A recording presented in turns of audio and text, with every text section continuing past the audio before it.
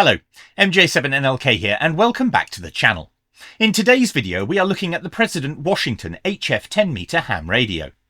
We will be comparing it to its brother, the George II, and the Radioddity QT80. I've had this radio for months, but there was a shortage of the cooling fans, which are an optional extra. However, in order to test the radio and its new automatic power management feature, I had to wait for them to become available. 2 fan packs arrived a few days ago and we are now fully equipped to undertake the review. In this video we will be looking at the Washington and the George II and the differences between them. We'll be opening up both radios for a side-by-side board comparison and covering general operation, power output tests and expansion. Now the Washington and the George II are essentially the same radio, but there are some differences which are mainly around the cooling. The Washington is priced at £359, but it doesn't stop there. In order to get the most out of the APM feature, you're going to need to purchase the fan packs, which are currently priced at £15 each, and you'll need 2 of them, which brings the overall price to £389. The George II, on the other hand, is £319, so there is a £70 premium for the fully equipped Washington. The active cooling makes a lot more sense if you're using this radio as a home base station, as its effectiveness when buried in a confined dashboard is more questionable. How much noise do they make? How much space do they take up? And how controllable are they? Are things that we will cover in this video. So grab a coffee, put your feet up, and let's get on with it. Before we continue, here is a quick message from this video's sponsor, PCBWay. PCBWay are makers of prototype PCBs of all kinds. They also offer services like PCB assembly, CNC machining, 3D printing, sheet metal fabrication and injection moulding. Manufacturing times are exceptionally quick and delivery is super fast. I've used their services on many occasions, and PCBWay get an NLK-Media thumbs up for quality and service. Check out their website PCBWay.com for more information or follow the link in the video's description. Thank you PCBWay for supporting this channel. Let's take a look at the box. I do like the President radio boxes. They put effort into shelf appeal, which is greatly appreciated. Well done, President. Much nicer than a plain brown box. I've brought in the George II here so you can see the 2 main differences between these radios, ignoring of course the out-of-box frequency coverage. And that is automatic relay and APM automatic power management. The other differences are minor, which we will cover shortly. On the base of the box we have Vox, scan skip, NRC, SWR meter, auto relay and APM. On the back of the box, there we go.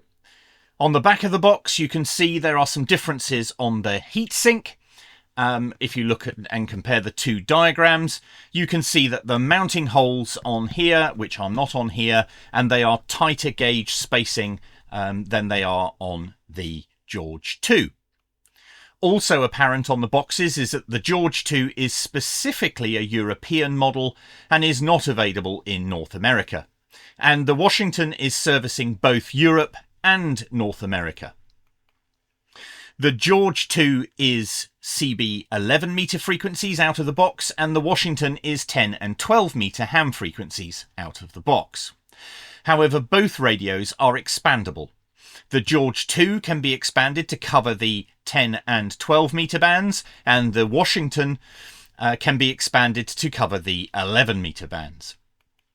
So an expanded Washington gives you the same frequency coverage, 10, 11 and 12 meter bands, as an expanded George II. So looking at the feature differences between these 2 radios, the George II has a dedicated monitor button, and on the Washington that's been changed to a band button. There are some other minor changes, like the echo button on the George II has been pushed to a long press of the talkback button to make way for a dedicated RX-TX button, but there's not much else of any significance. On screen now is a detailed feature comparison between them. when in standard form, i.e. not expanded. And apart from the auto relay and APM, the Washington also has a message record feature, which allows you to record a 30-second message and play this back whilst transmitting. And it also has a repeater relay on all channels, where the George 2 only supports this on the D frequency norm band in standard mode. The Washington also supports band renaming. However, both radios, when expanded, or this radio, has that restriction lifted. So let's get on and do an unboxing of the Washington. So let's get this opened up.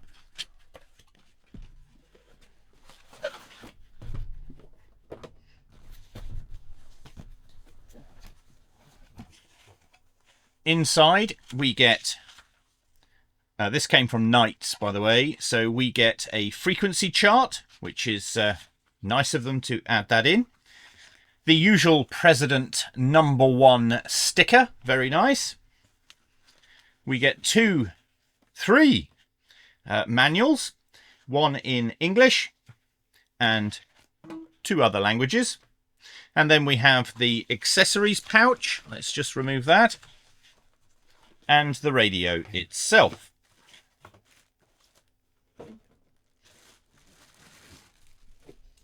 So that's the Washington, very nice, looks identical to the George 2, there we go. And let's check out the accessories pouch. We get a painted or powder coated bracket, which is really nice, they haven't skimped there. We have the removable power cable, which is great to see. All radios should come with a removable power cable, but they don't. And we have the usual accessories pouch with the mic clip, fuse, screws and holders for the brackets to the radio, and the microphone. And the microphone is a 6-pin microphone, the usual President DNC 520 with up-down buttons on them. I do prefer the Radioddity microphones, which have a very pleasant click when you push the PTT button. These are clickless, but each to their own. But it's still a good microphone. So that's the unboxing. That's what you get in the box when you purchase the Washington. Before we move on, I just wanted to talk about these rubber mounting cushions that you get in the packet. And a shout out to Fred in the Shed. That's another YouTube channel. If you haven't seen Fred in the Shed, go and check him out. His channel's great and he does lots of good stuff with radios. And he pointed out that these stickers, obviously they stick to the frame, not the radio, because when you need to open the radio, you'll have to remove the stickers. And that, I mean, that's obvious. But what he did say is that the cutouts that you get here, if you stick them on the bottom of the bracket, then they can act as little rubber feet for when you're mounting your radio and using the bracket for desktop mounting. And I like that, so I thought I'd pass that piece of information on. Thanks, Fred. Keep up the good work. So the two radios side by side, you'd be hard pushed to notice much of a difference. As I said before, the heatsink on the George is slightly further apart on the cooling fins than the Washington. The George is more chrome. The front cover here is more chrome, and this is more sort of gunmetal titanium looking. And let's see if you can see that difference. Definitely a titanium look on the Washington and more of a chrome look on the George. So what we're going to do next is we're going to open these up. Well, let's just do a quick rear comparison on these radios so you can see at the back the differences. And we're going to open both of these radios up and compare them inside. So both of the radios opened up, you can see that they are very similar, but they are not identical.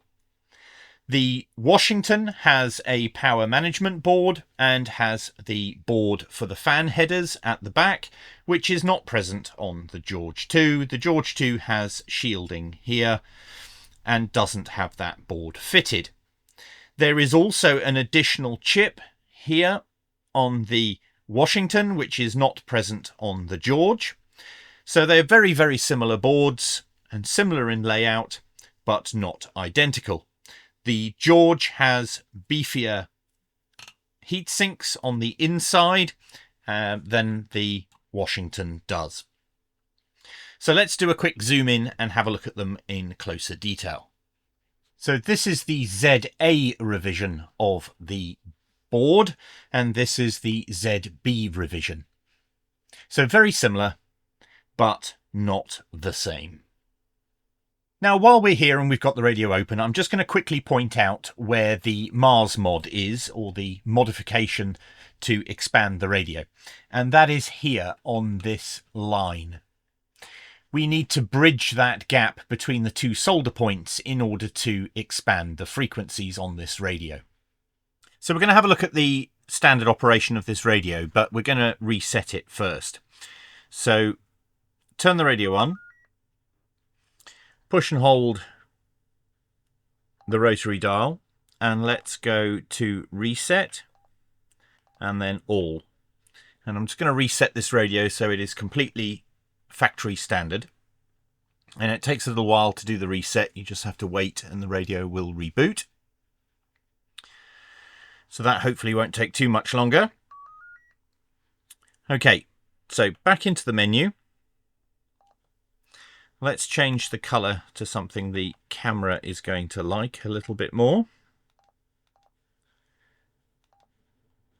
I think we'll go for green. So let's cycle through all of the menu options and see what we get in standard mode. Dimmer, tone, key beep. Let's turn that off because that is incredibly annoying. Roger beep. Indic, by the way, sets what you're going to see on the main screen. So there are different display modes. It's currently set to display the DC voltage, but we can change that to temperature. So let's do that. And let's just go through the relevant options.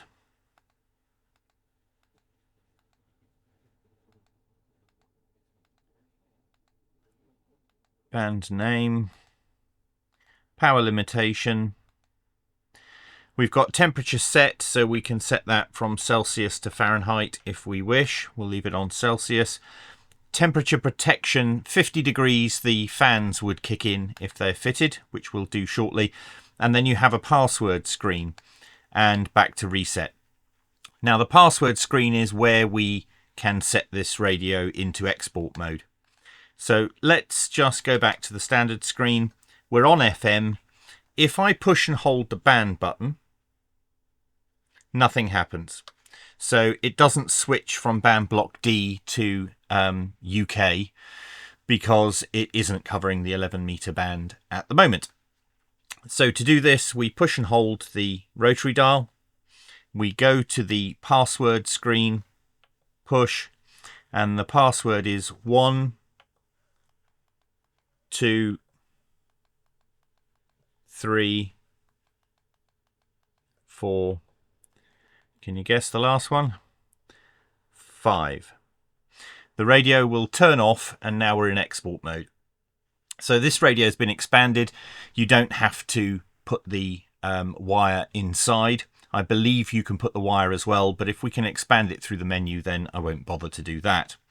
So now if we switch the mode to FM, if we push and hold the band button, it will switch to UK. So we get the UK FM 40 and then push and hold the band button again to go back to band blocks. If we push band, we can change that to block D if we wish, and then key up and that will select your band block D. And you can see there between the channels we've got 19, 19 alpha and 20. So we get alphas from setting that in the menu. So that's nice. Let's have a quick cycle through the relevant options that are here now and see if anything new has appeared. Color, dimmer, tone, temperature, scan, skip, PA, mic, NRC, span, band name, and we've got power limitation off. That's good. Oh, by the way, power limitation, you can set that, I think it's to 4 watts and 10 watts, so you can cap the radio. Temperature protection, and then back to reset. So I didn't see anything there on the second scoot through after expanded any new options, but I will have a playback of the video and compare them and see if there was anything new that I've missed. But that's how you operate that. So it's a nice simple radio to use.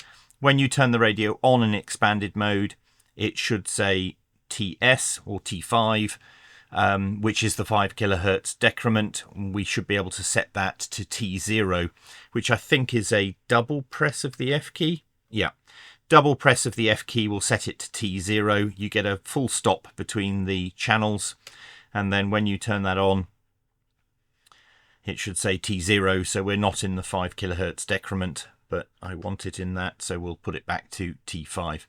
So that's your basic operation of the radio, doing a full reset of the radio and the code to enter to expand the radio without having to revert to soldering things.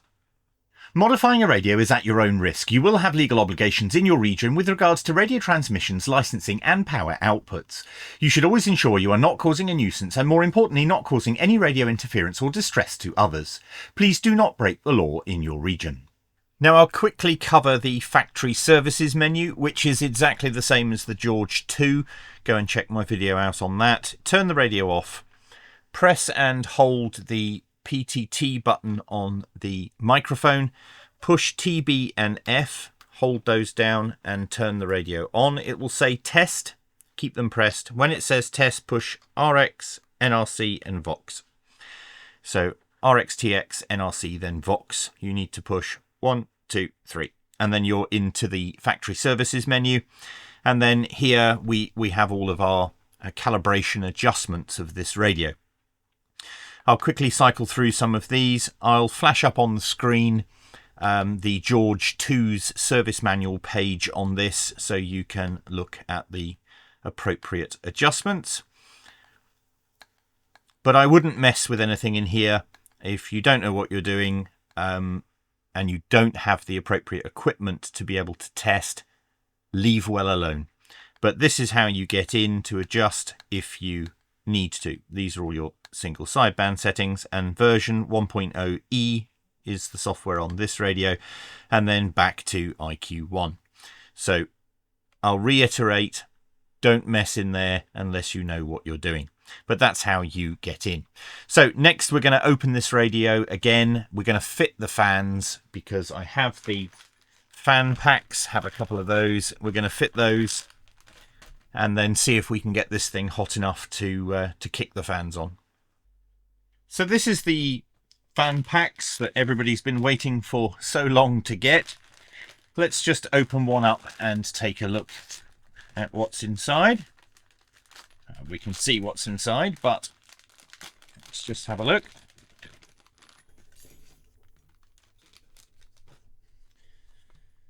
So we have a tiny little fan, 12 volt, 0.06 amps, DC brushless fan. We have some stickers, and that's got the President warranty stickers. They look like that you put on the case when you remove it. Don't need those. And we have 4 screws and a rear protector to stop you sticking your finger in the fan, which I don't think I would be able to do, but I could on this side. So I don't know which way around the fan goes at the moment. We'll have a look. And then we have a warranty card and fitting instructions. Good. Okay, let's get this fitted. So the fan will mount to the rear. There's cutouts here let me just zoom in a bit on that. So there's cutouts here in the case for the cable to go, and they fit into these sockets. So let me get this screwed to the back and I'll be back shortly. So that was very straightforward, simple to do. These will only plug in one way round. It's marked on the board which is positive and negative. Obviously red is positive, black is negative, but they will only go in the correct way. They thread through these channels. Just be careful you don't get a load of the heatsink compound on your fingers. And they were very simple to screw in place. It's a bit janky really. I mean, it would have been better if they'd come up with a better way of incorporating the fans into the heatsink. I'm not quite sure how I feel about these things sticking out the back, but we'll see. We'll see how good they are. So cover needs to go back on, and then we can fire the radio up and see how they work. Okay, so let's have a look at the power tests. We're in FM. I've already done the power tests and recorded all of the scores because it's a bit difficult viewing this side on, but we'll run through them again anyway. So FM channel 20, 281050, and let's see what we get. We're getting 57 watts at 8.81 amps draw. Let's go FM UK. So this is 2779125.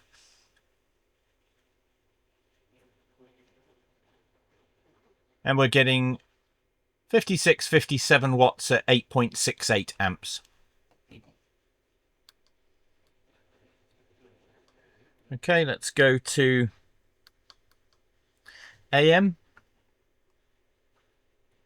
Carrier test.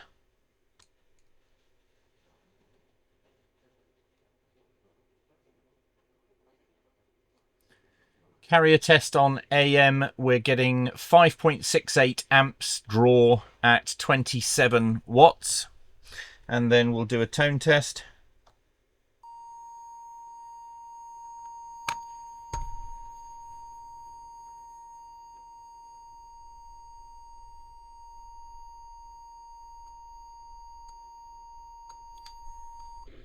Okay, that is a 7 amp draw on a tone test with 87 watts, 87 watts. And then we'll do lower sideband next.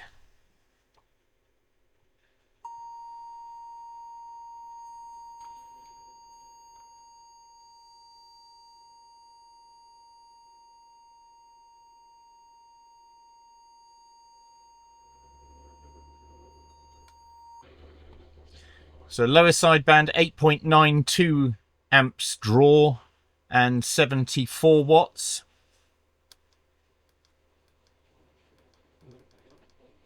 Oops. Upper sideband.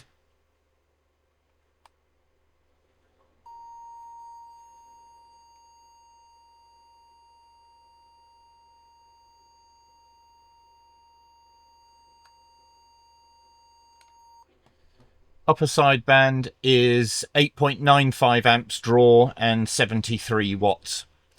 Now I've got fans going off everywhere. My power supply fan is on and this thing is pretty noisy. So what I'll do is I'll remove this from the equation and I'll try and get it back so you can just hear the fans on the Washington, which incidentally are quite quiet. Okay, I have pointed the microphone directly at the fans. I've set the temperature much lower on the cut-in for the fans, and I've just keyed up. So we're going to see when the fans kick in if you can actually pick up the noise. But they are very quiet. They're not obtrusive at all.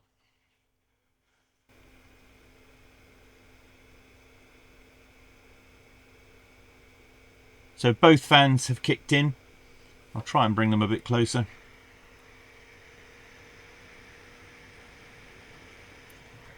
But they're not at all noisy. The QT80 hasn't appeared much in this comparison, but this is how it compares on a feature level to the Washington. The advantages of the QT80 are that it supports the 15 meter band and CW, and has CTCSS code scanning built in, and it's also PC programmable. It's also £160 cheaper than the Washington. So the things that I like about the Washington. I like the titanium finish more than the chrome finish on the George 2. It's an awful lot less fingerprinty. The APM feature works well, and it has all the required settings to adjust to your liking. Expansion is easy with the incredibly complicated password of 12345. The fans when running are quiet and they don't have an annoying whine. During testing, the temperatures remained at a good level, and setting the fan to cut in at around 50 degrees seems a sensible default choice. Overall, it's solid, clean and a powerful radio, but it's expensive compared to the George 2 and the QT80.